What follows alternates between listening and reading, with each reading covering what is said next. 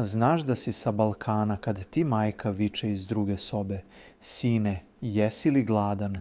A ti kažeš ne i 5 minuta kasnije jedeš pasulj, jer da se ne baci.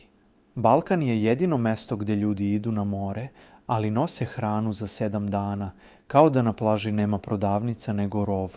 2 dana pakovanja, 3 tegle ajvara, pola praseta i frižider pun za decu, a dete ima 30 godina i radi u Nemačkoj.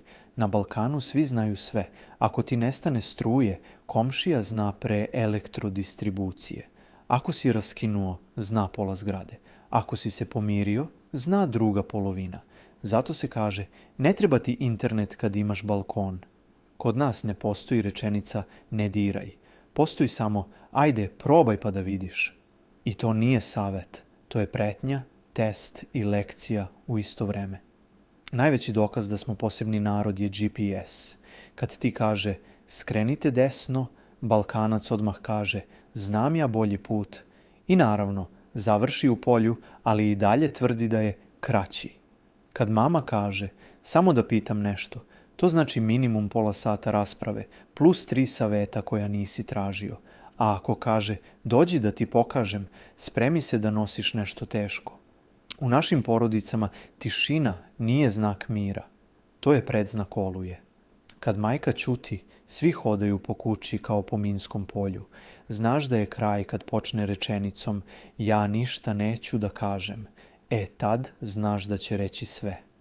Balkanac kad vidi popust od 10%, kupi 4 stvari koje mu ne trebaju i još se pohvali.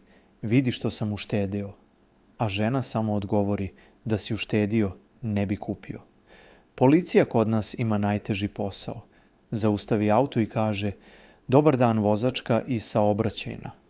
A vozač odmah znam vašeg komandira, kum mi je stric od komšije. Posle 3 minuta. Nema kazne, ali ima kafa kod komšije. Na Balkanu svaka svadba počinje pesmom i završava se filozofskim pitanjem. Brate, šta je život? A između toga tuca se čašama, puca u plafon i neko završi u buretu sa sarmama. Kod nas je i romantika posebna. Devojka kaže, hoću nešto romantično. Momak je izvede na pumpu, kupi sladoled i kaže, evo, vidi, ima pogled na trafostanicu, svetli kao Pariz. Balkanski tata ne zna za idem u teretanu. On trenira tako što nosi drva, kante vode i raspravlja se sa televizorom. I uvek viče, ja sam radio dok ste vi još bili u pelene. Što je ironično, jer još uvek nosi istu majicu iz tog perioda. Kad neko kod nas kaže samo da završim nešto, to može da znači sve od 10 minuta do 3 dana.